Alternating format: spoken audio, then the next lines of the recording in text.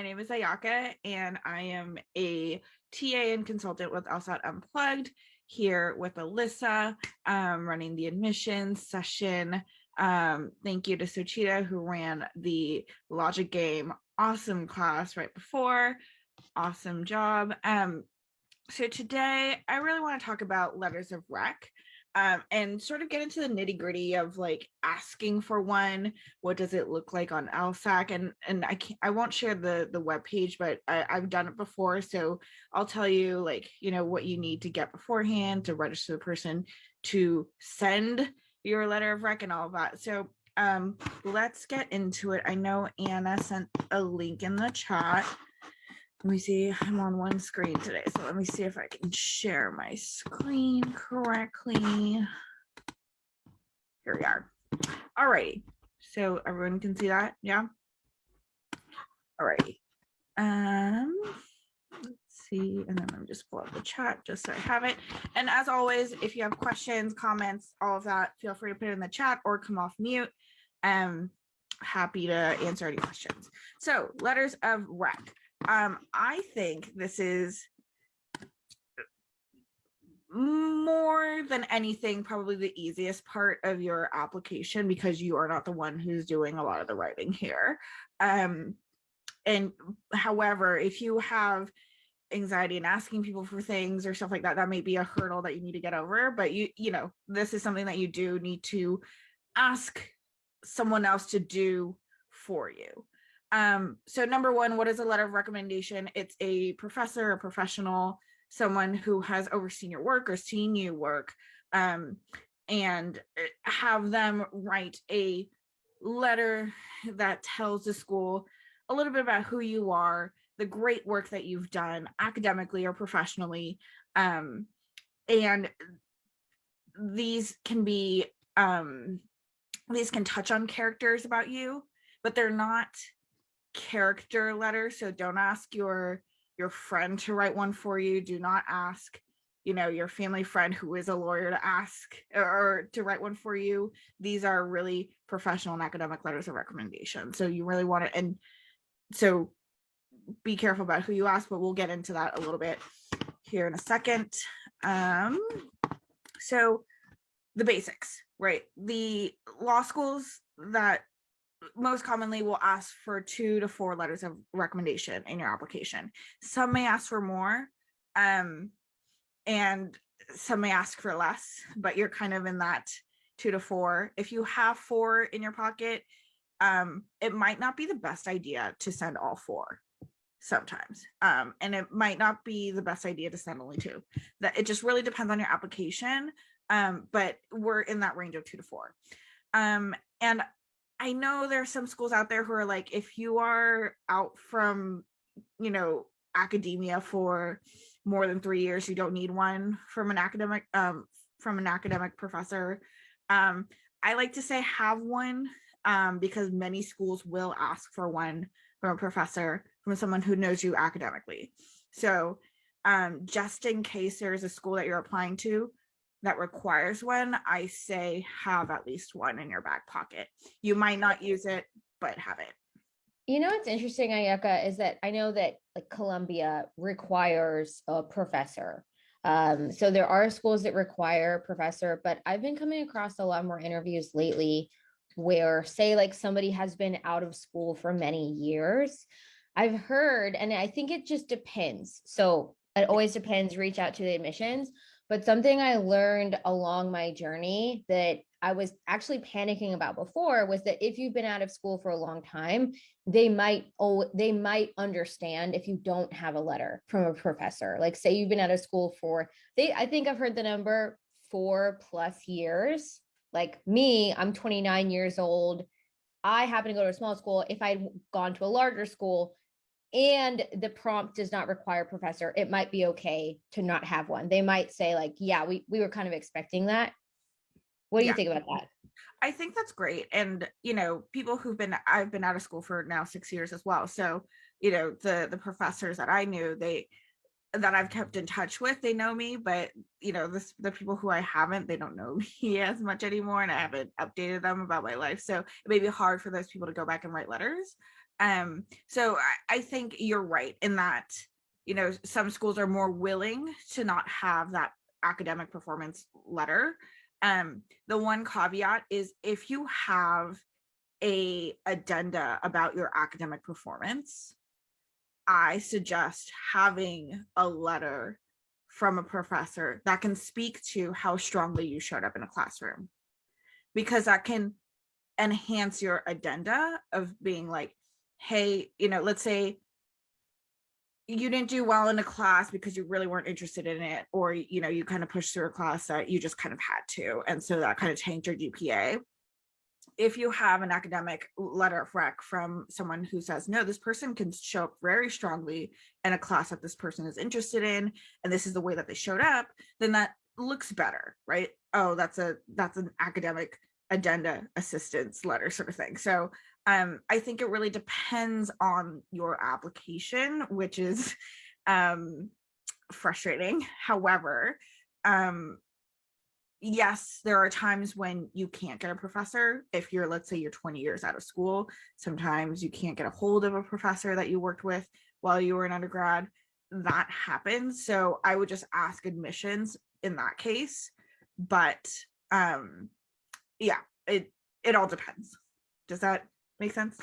It makes total sense. And now I have another question following up on professor. And really, all of my questions, like everything I have to offer, is because when I first started my application journey until today, talking to you right now, I have a completely different understanding of like what letters rec, like what kind of goes down. And something I found really interesting listening in on a lot of different interviews was, say, for example, you do get a professor and you have a letter recommendation from a professor and you're applying to a school that doesn't absolutely require from a professor. Like say you have like 2 letters of recommendation that are from professional backgrounds, and these 2 people know you really well and they can talk about you at length.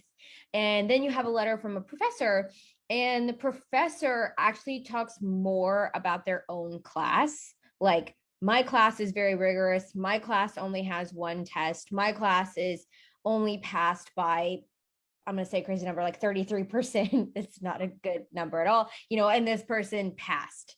Like when they spend more time talking about their own class and saying like, this person got this grade in my class, I've heard that actually can be like pretty like a big indicator that like, okay, like this professor doesn't actually know this person. Mm-hmm. And personal touch is more important than rigor of what you went through, what that person's describing in terms of like their own thing or something like that. Like if 2 people know you more than say the professor, would you say that that's a stronger letter of rec Sure. puzzle? Yeah, I think so. And this kind of goes into the next page, but kind of you've got this on the nail. So I think it's important to figure out the person that's writing the letter, right? Is this person going to write a good and awesome and amazing letter for you, right? And I think in the professional sense, you've worked with a person enough that you know that they can write a good letter. And they might ask for like, what should they include in the letter, and you can influence that a little bit in that way.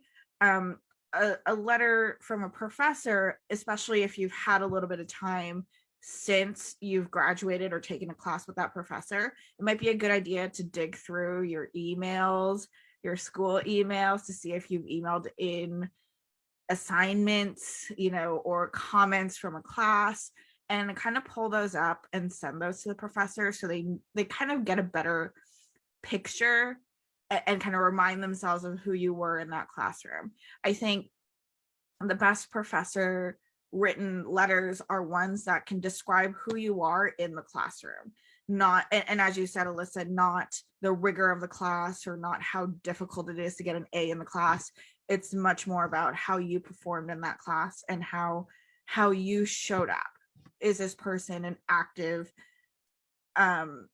participant in the class, or were they someone who just kind of sat in the back? And I would like to say that's not a great place to be if you're a person who sat in the back of the room and never raised their hand to get a letter from that professor, but sometimes that's the only choice we have. So we'll kind of talk about how to figure that route out, but in general, you really want to pick and choose who you're asking for a letter of rec. And can they, number one, can they write a good one? Number two, will they remember you? Number three, can they write one that kind of shows who you are in the classroom, who you are in the workplace?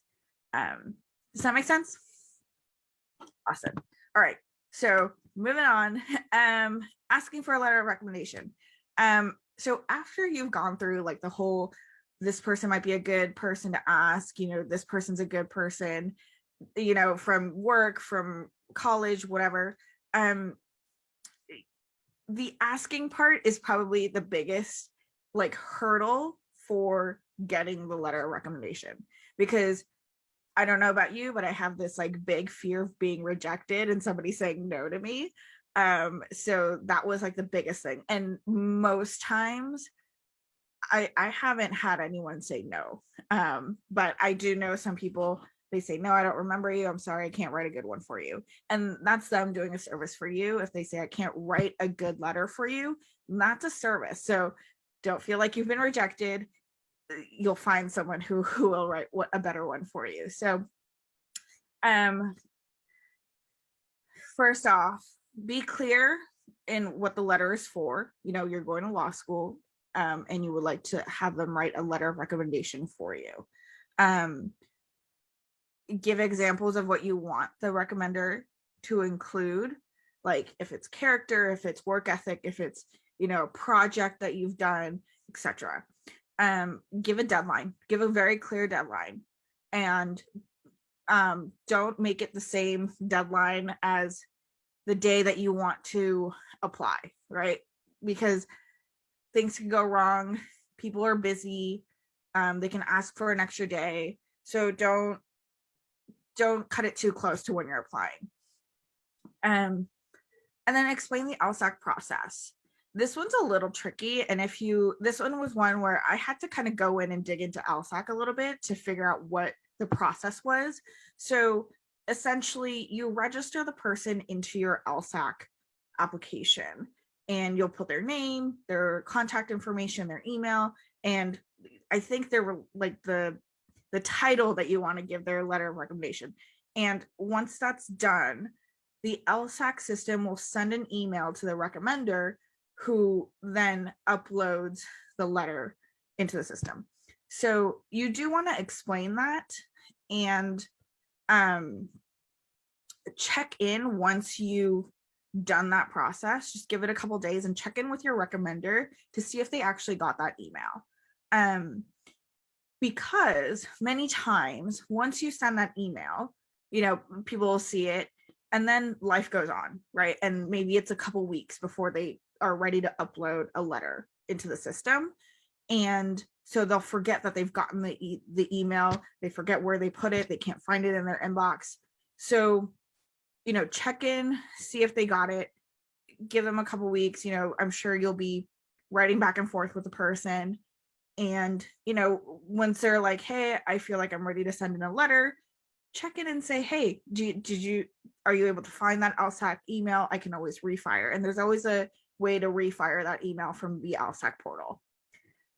And then lastly, you want to get the recommenders, you know, preferred name, title, contact information. You need to put that into the LSAC system. So make sure you have that. That's the basic that you need for asking for a letter of recommendation. There are people out there, especially professors, who are like, show me assignments, show me which classes you've taken with me. My professor that I've asked for a letter of recommendation, I've taken 7 classes with this guy. So I wrote every single one. I wrote like the most impactful projects, you know, what grade I got, all of that. So really give as much information as possible, and you know, so that they can use that as a starting off point of remembering who you are, remembering how you showed up in the class, and then write that great letter of recommendation that you want. Optional things that you can include, I didn't do this, but a copy of your personal statement. If you are one of those people who have, you know, everything ready and all you need is a letter of recommendation, include that personal statement. it, you know, it could tell the story of who you are, and they can maybe tap into that personal statement a little bit and write that recommendation letter so that's a cohesive application. It's not necessary. You know, I don't see too many people doing it because not a lot of people have their personal statement ready as early as when they need to start asking for a letter of recommendation. And then other optional reference material. That's not just for academics. You also want it for, you know, if you're asking for work recommendations. I went back, I think, 4 years and asked my boss from 4 years ago to write a letter of recommendation. And he was like, well, that's fine. I can totally do that. Remind me, you know, some of the projects that we did together. And he was like, oh yeah, I remember doing that with you. So sometimes people just really need to jog their memory. And, you know, I was like, oh yeah, I was on this like project around RSUs for the company and we did tax stuff and stuff in America. And he was like, oh yeah, I totally remember now. So really just give them a lot of information. So that they can write that letter in a more meaningful way. And I think, Alyssa, you and I really talk about this in personal statements, but we don't want to be in like the high level, like this person's great, blah, blah, blah. Like you want the more impactful stories and concrete examples to come in so that it's not a highfalutin, this person's just great and we think this person will be a good lawyer.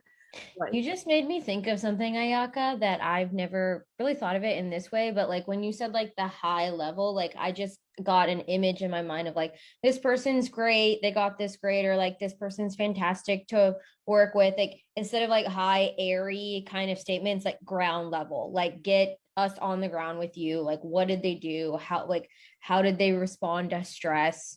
What accomplishments did they achieve in the face of you know, like hardship, or how did they go above and beyond, or like general braininess, how are they in a team dynamic, like anything like that, like curiosity to learn, are they a really good learner? That's all. And but you want, I'm gonna actually hijack and now like switch gears and like actually mention something else that I've been thinking about a lot in terms of having, which is optional. So you have the personal statement and like examples, like this is what I did. But something that's been helpful lately in asking for people to do things for me is having like a pitch for myself, like an elevator line, a pitch of why I am going to law school. And in perfecting that, in practicing that, my application is shifting into a more focused, like well-rounded application because I sort of have an idea of myself and I'm able to articulate myself.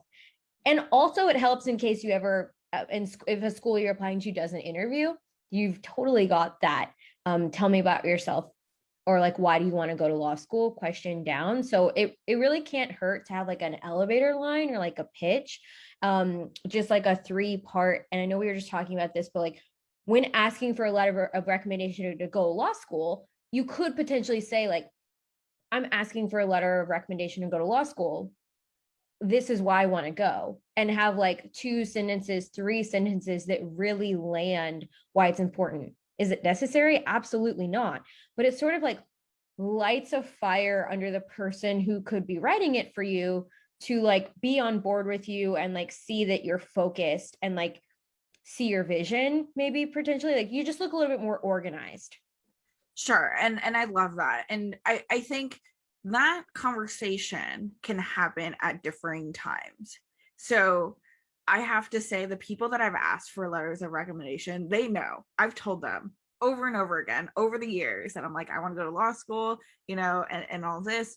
And I, I remember I emailed my professor and I was like, now is the time. Like you get to write this letter that you've been wanting to write for years now. So, you know, that elevator pitch, great. And I think that's something useful to have if you're having that first conversation of like, hey, I want to go to law school and I would love to ask you for a letter of recommendation. I've asked that question. I've asked for a letter of recommendation 6 years ago from this professor.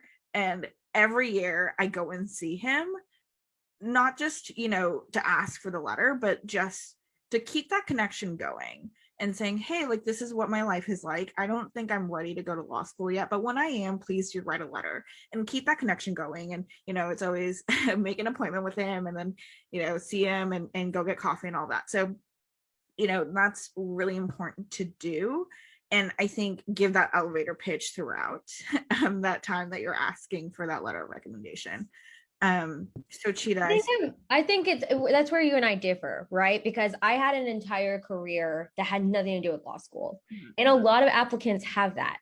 So that's a lot of people and I hear it all the time too, like people go through undergrad not planning on law school. Like maybe people are not talking about law school and like maybe they realize it's for them. And so I think that's definitely where having that elevator pitch, I would almost say if you have a career that you maybe haven't been saying that whole time, then the elevator pitch definitely even more necessary. Like definitely bring that to the table when you're asking for a letter of rec. Yeah, absolutely. Absolutely. I agree. So Cheetah, I see your hand up. A question? No, not a question, just a comment. On Alyssa's point earlier too about like pitch, elevator pitch, and having that, like, you have helped me so much with like the drafting email. And like, and now that you mentioned and Ayaka, you also mentioned elevator pitch, like it could be like telling, asking your recommender through email, like why you want to go to law school. And if you ask for that Zoom meeting, right, during COVID, you can't meet in person. So even save that elevator pitch for the Zoom call. And then like you also brought up a great point, Ayaka, like meeting them often to kind of connect. Fun fact, like during the pandemic, the one professor that has given me my letter of recommendation, we would have a Zoom call where we just casual talk. And that's how we were able to like connect. And we literally would talk about the most random things, but also economics, because always, he's an economics professor, economics major. But anyway, just kind of keep that connection. And I mean, hopefully things are opening now, and I mean, more vaccination and stuff, maybe in person or still in Zoom, but that's really, really helpful. The elevator pitch and just keeping the connection. So I'm going to keep that in mind. I do mine. Yeah. And I think it's important to, if you haven't, I met my professor once a year because I was living abroad. So whenever I was here and on vacation or, I had a work trip or something like that, I would make time to see him. But make sure you get an appointment. I know when I went to go see the professor and I made an appointment, he was like, oh yeah, there's another guy who asked for a meeting, but he never made an appointment. So I'm not, I'm not inclined to make the time for him. He needs to find the time with me. People are busy, and it's also common courtesy to ask for the time. And if you have more time with the person to connect, that's all the better. But yeah, it's professional courtesy there. So I think it's great, so Cheetah, that you were able to cultivate a relationship where you can check in and kind of talk about not just the letter but also beyond and about your life and all that, which is awesome. Professional letters as well, you really want to connect with a person who's going to write a great letter for you, and also you have to formally ask them as well. Don't just be like, hey, write a letter for me, I'm going to law school, bye. Like that's not really what you want to be doing. Alyssa, I see your hand up. I have a hand up because I'm so interested in this conversation in terms of like, it seems to me like right now, like because there's only like us right now in this room, but there's like the Ayakas of the world who have been wanting to go to law school for a really long time, who were working abroad and they made appointments to see a professor like once a year and maybe are used to those sorts of like connections and that cadence. And then there's sort of like the me's of the world who I'm not visiting I happen to be someone who is like a professional artist. So I was like traveling all the time and not making it back to where my school was. I'm not visiting my professors once a year. I didn't know I was going to law school. That connection is not happening whatsoever. But something I wanted to ask is that I didn't know. I hope like somebody listening to this is the same as me, but I had no idea. Excuse me, my voice just cracked, that I could even talk to professors. And I know that that sounds crazy, but I was raised in a violent home that basically taught me not to speak to authority figures, because if I spoke to authority figures, then like they would find out what was like happening at home. So like when you're raised in domestic violence or like domestically abusive situations like me, you're not talking to authority figures, and professors fall into that. And so when I first asked for my letter of recommendation from a professor, he said yes. He was like, I'd be happy to, like, let's do it. Let's jump on a Zoom call. And I just completely freaked out. I panicked. I was like, what do we talk about? Like, I've never spoken. He knew me because of the work I had done. I happen to be a very, very good student. But what do those conversations look like? Sure. That's a great question. So I think, let me caveat one thing. So when I was talking to this professor, and even my previous boss, who 4 years ago, so I always said to them, at some point I might want to go to law school. And in that case, I would love to get a recommendation from you. So it really wasn't, even graduating out of college, I was like, I don't know if I really want to go to law school. I don't know. I need to figure stuff out. I don't really know what part of law I want to go into, all of that. So the crisis happened. And so I put a pin in it and I said, hey, if I ever need a letter of recommendation, I'm going to want it from you. So please remember me. And he was like, yes, of course, I'm not going to forget about you. It's like all of that. So that's one thing. And that's one way to, if you are not planning to apply to law school right away, apply to, any sort of school right away, that's a great way to put a pin in it and say, I will reach out to you in the future for some sort of letter. And don't let that conversation end there. Continue to check in. As Alyssa, you pointed out, there are people who've never thought about going to law school, who didn't think they were going to go to any sort of school. And so either they didn't make the connections with the professor, or they just didn't have a conversation about letters until years and years after, which not a crime at all. And I think that happens a lot more than we think. In that case, part of it is picking that conversation up. And I would love to ask you, Alyssa, what that initial conversation looked like, and the anxiety level that comes with that, because I understand there's a lot of personal stuff in that, but kind of picking up that conversation, even for me to check in back with my professor every 6 months or every couple months, is almost anxiety for me. I'm like, oh, hey, do you remember me? He's like, of course I remember you. But and I don't know about you, but I have a lot of anxiety around like picking up conversations with people. So I mean, absolutely. Yeah. That's like 100 bazillion%. I'm extroverted. I really enjoy meeting other people and talking with other people. But in this case, like, I feel like my feet are just started to sweat, like just thinking about it. Like, I thought he was just like scheduling an interview with me to see if he was really going to go through with it. And like anyone listening to this, please don't enter that conversation thinking that. That's not a good way to enter any conversation. What's really interesting though is that he asked me, really, I thought the meeting was going to be 15 minutes, and I could tell just from his cadence that the meeting was actually like an hour and a half. And I wasn't prepared for that. So definitely set a time expectation whenever you're meeting with someone. And he seemed very relaxed. And again, I have an arts background. So he also has an arts background. So different types of professions have different sorts of like levels of interaction. But he asked me questions like, where do you want to go to school? What type of law are you interested in? Why do you want to do this? And he was not grilling me. He's a very kind person. But those are sorts of questions that I would absolutely, that's why I keep bringing in having the elevator pitch, because there's the Ayakas of the world who have all those questions answered. And then there's other people and other applicants where you know that it's a good fit for you. You know that you want to go to law school, but articulating those questions, maybe you haven't been thinking about them for 10 years.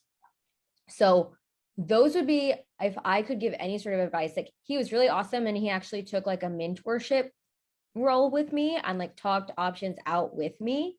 But absolutely, if I could give advice to anyone before they ask someone for a letter of recommendation, I know that I almost, I don't want to say I jumped the gun because it's fine timing, but I wanted to give them a lot of time. So the minute I knew I wanted to go to law school, I asked for my letters of rec.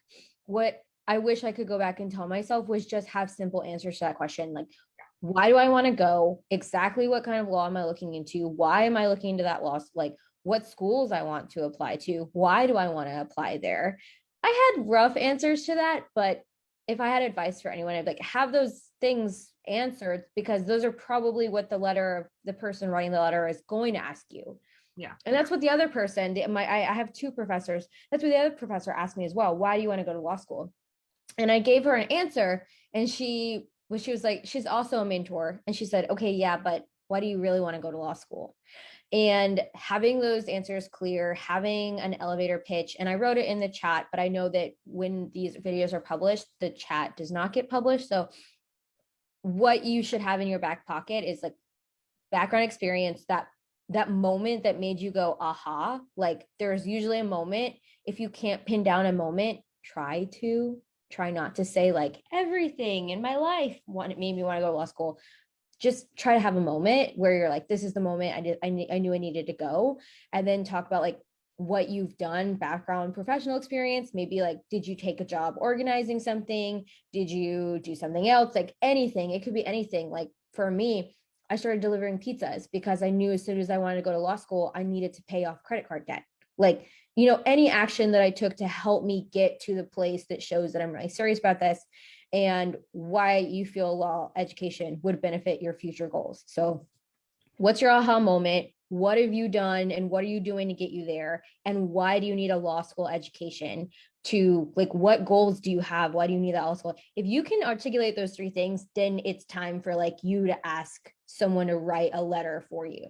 Yeah, absolutely. And I think that's great. And I think that's a great starting off point for your initial conversation with your letter of rec writer, your recommender, I guess.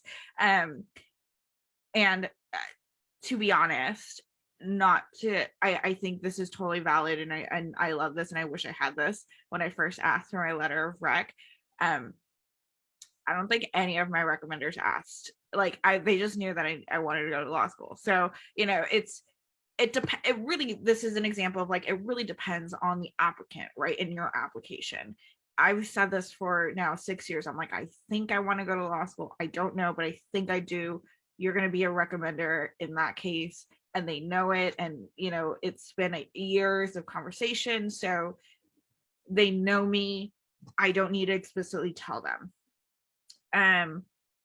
Yes, but you want to, as Alyssa said in the chat, you want to be prepared if they ask.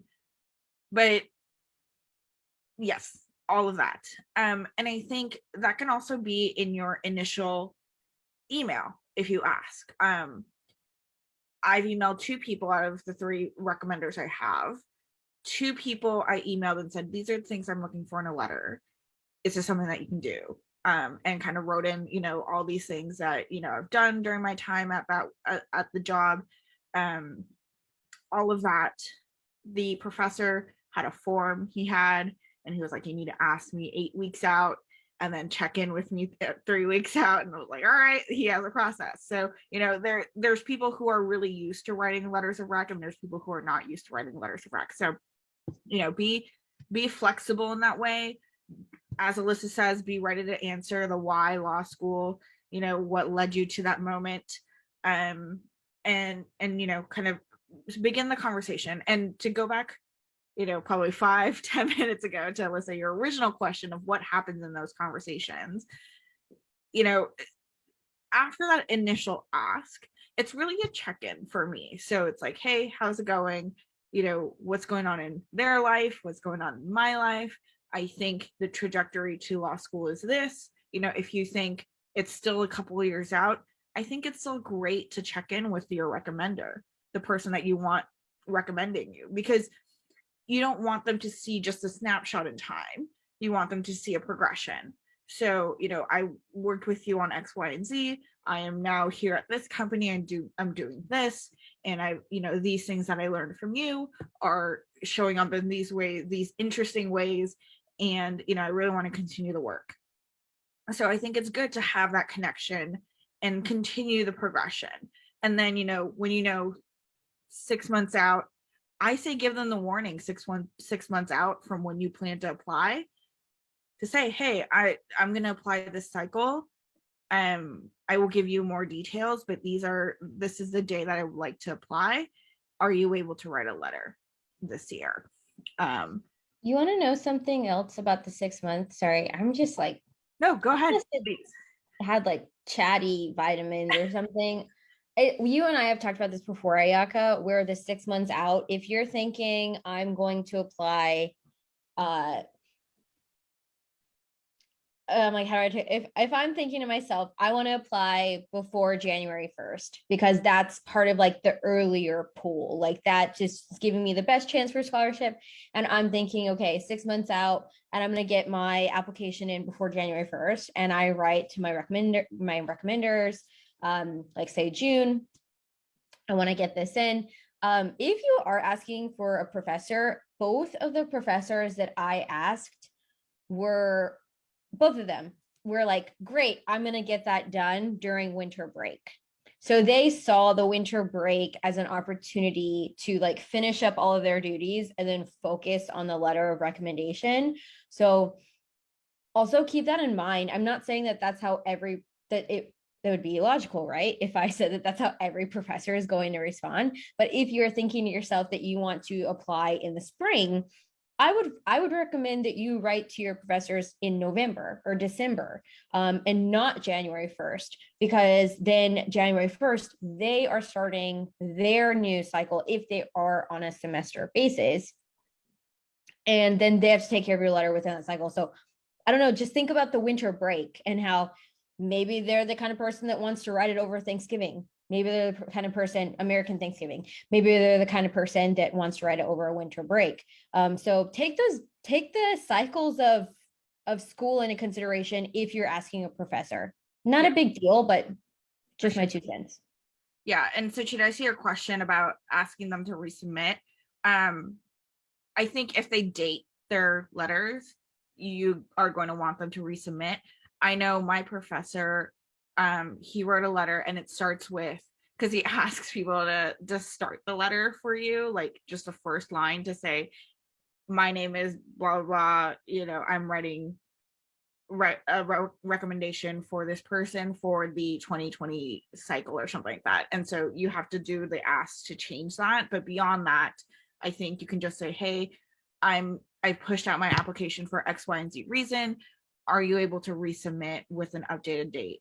No need to change the content unless there's something that you really want changed. But I can't see into my letter.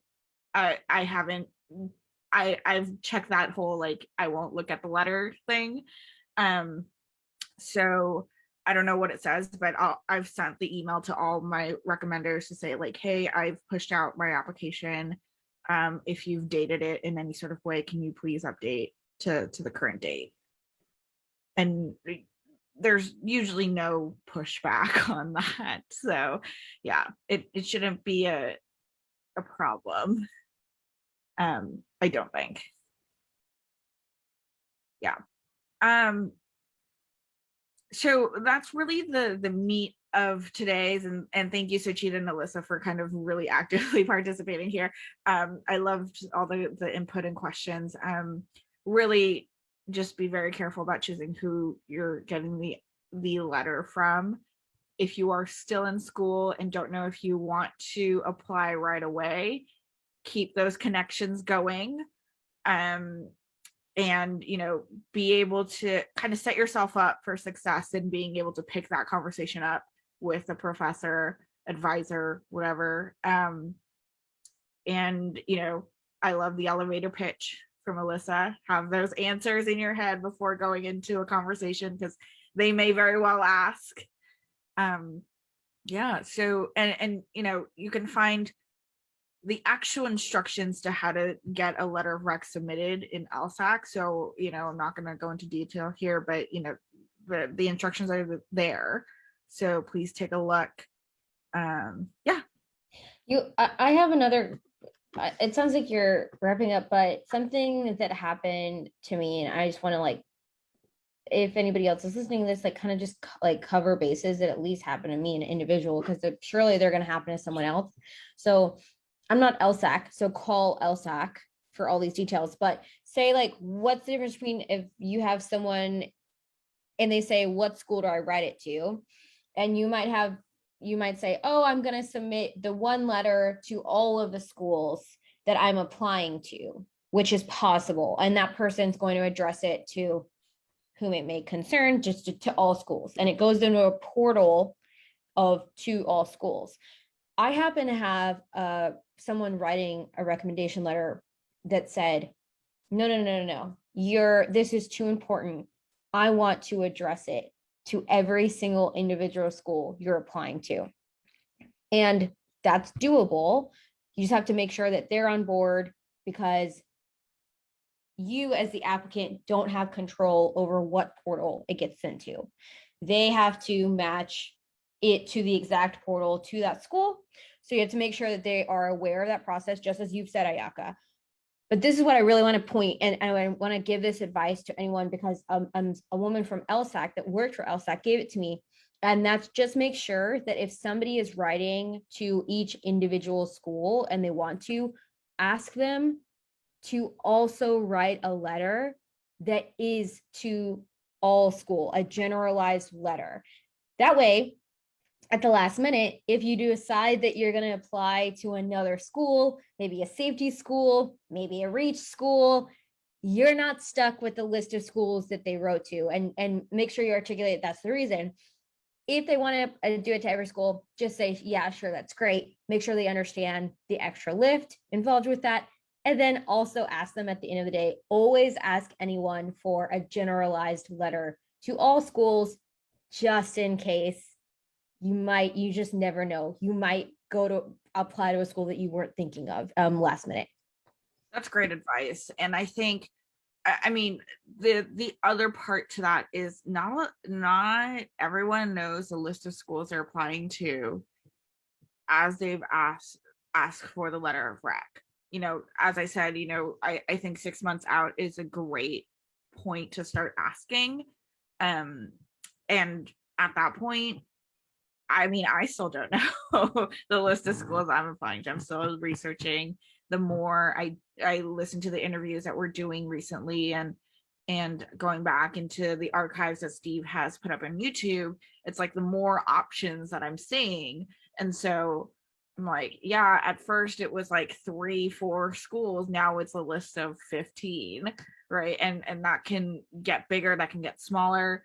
And so Suchita put a great point in the chat, is like, you have to respect people's time, right? And it's really hard to be like, oh, I was going to apply to these 15 schools. Actually, no, I'm going to apply to 10. I'm going to actually apply to 20. Like, kind of doing that back and forth. It's a little, from a professional standpoint, I've been working for 6 years, and, people here, Alyssa, Suchita, you guys know, it's a little ridiculous if you're going back and forth on an ask. The ask needs to be clear in the beginning, and it's okay for things to change, but just, it's, you want to keep it flexible. So I do love the idea of having a general letter. Right. Just ask them for a general letter. Say, sure, absolutely. This is the list of schools. Yeah. And then just say, can you also do a generalized letter? That way you limit like the back and forth, or you just never know. What about this? Like, a frequently asked question is, what if I have somebody who's an alumni at the school? Does that give me a better chance? Does that mean, sorry, you got the question, so I don't think you know the background to the question, but I think so. If you have not worked professionally with an alumni, like, let's say, you're saying that them just being an alumni alone doesn't give you a better chance. No, absolutely not. I think let's say like you work in a law firm and you've worked with an alumni there and they know your work ethic and all that, that's a great letter to have, because they could say like, hey, I was at that school, I think this person would be a great fit to the school because X, Y, and Z, right? But if it's like, hey, I was an alumni, not, and oftentimes I've heard this question, alumni but not of the law school, alumni that is from like the medical school or something, right? And under the same university, I don't know if that's a good letter to have. I think the better relationship, and I bring it up because I was just speaking to someone this week that had said to me, don't worry about it, they're an alumni. I made sure they said that they're an alumni. And I was like, well, that's not a good way to look at it. So if somebody's in the course, I want them to know. I think the better relationship to prioritize is how well they know you. Like bottom line, it's more important how well this person knows you than what their status is. That's it. Absolutely. If their status outweighs how well they can speak personally and directly about you, I would rethink it. Just prioritize that relationship to you. Yeah, absolutely. I think you're 100% right there. So I've also heard, I don't just like on one tonight, but I've also heard too, that people talk about like wait list. Okay, it's no secret that there's a rise in applications. The stay-at-home orders made people reflect and also give them time. That means a lot of the law school applications are happening. So there's a rise in applications. And I've heard from admissions officers, like if it comes down to two applicants that are similar, the letter of recommendation can push someone into that acceptance pool. I've heard it. And in terms of like, can somebody speak powerfully to your ability to succeed in school? And if someone writes like this much, like 3/4 of a page, like this person's really great, that high ground, and somebody else has a recommender that I'm not trying to force anyone to like force their writer to write a long message, but they're going on and on about this person has what it takes. This person is resilient. This person will add value to your program. I know that you started out this session saying a letter of rec, probably the easiest part of the application because you're not doing it.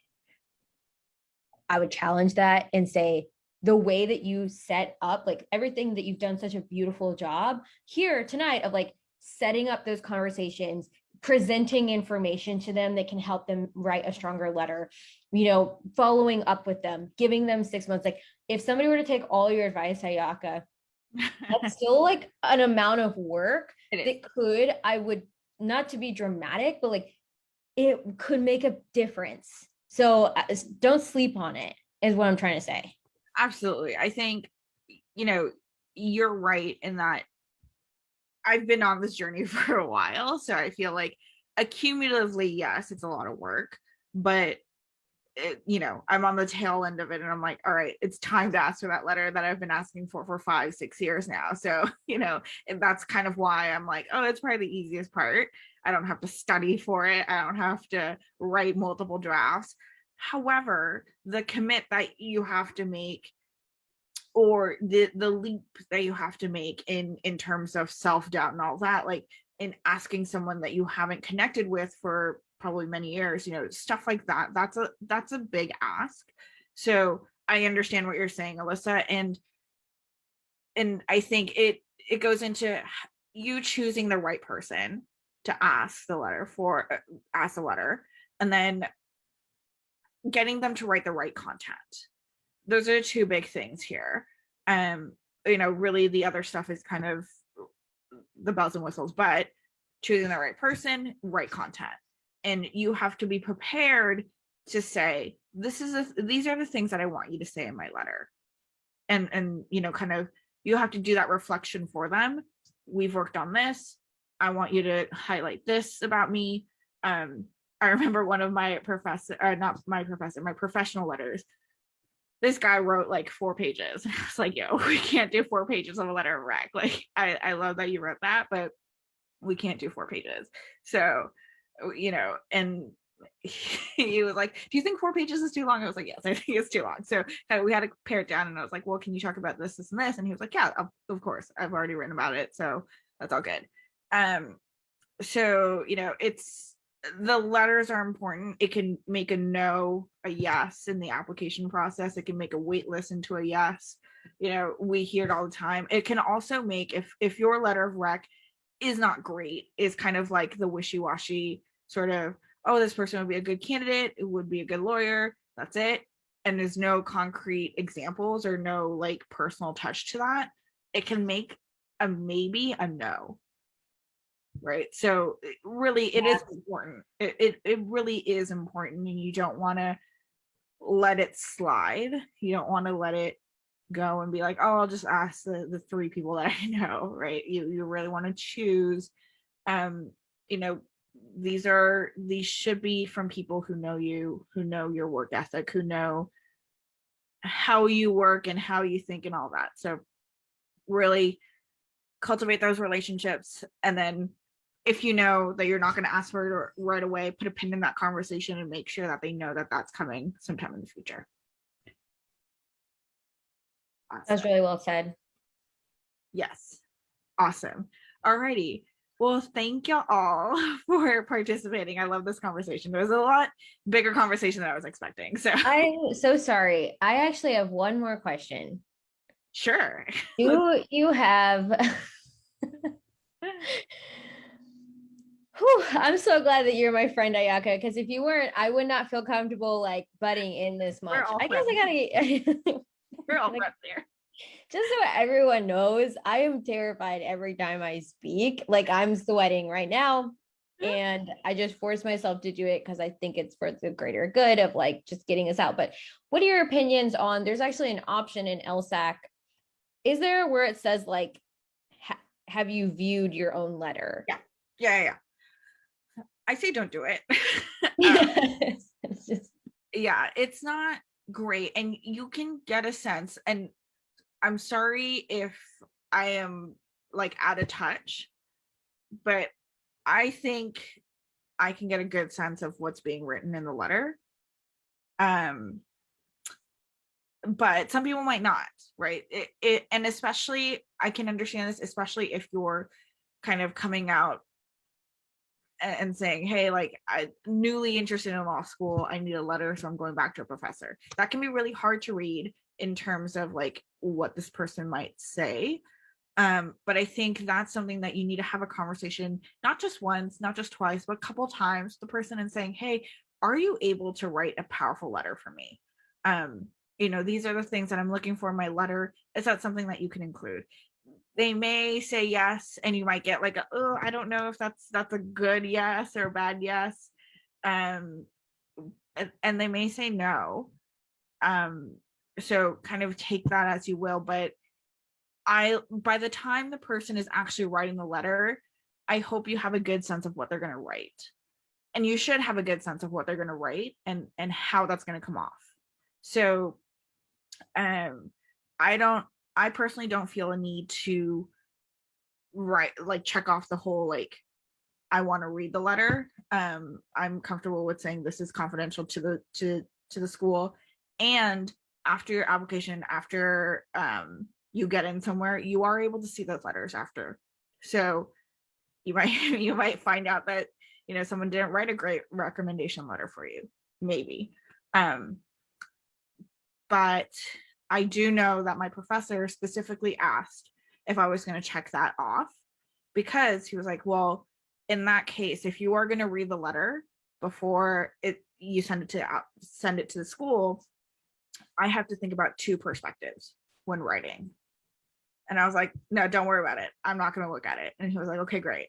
So that's not him saying, well, if you're going to look at it, I'm not going to feel comfortable writing writing something about you. It's more, he's saying, he wants it to come off in a certain way, and he doesn't have to think about my perspective as well as the school's perspective, so he can write more powerfully. So really, I would say talk to your recommender if that's a point of contention for you. That was so Well put, Ayaka. You amaze me. That's great. Yeah. I've thought about letters of rec for too long.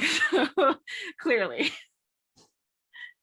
Alrighty. Well, happy to answer more questions, Alyssa, if you have any. But thank you all for joining. Have a wonderful night, and we'll see you soon. Thanks for tuning into the show. Please subscribe if you haven't done so already to be notified of new episodes as I release them, and feel free to reach out if you need anything at all as you move forward with your prep. I'm happy to help however I can. In the meantime, I'll wish you all the best and take care.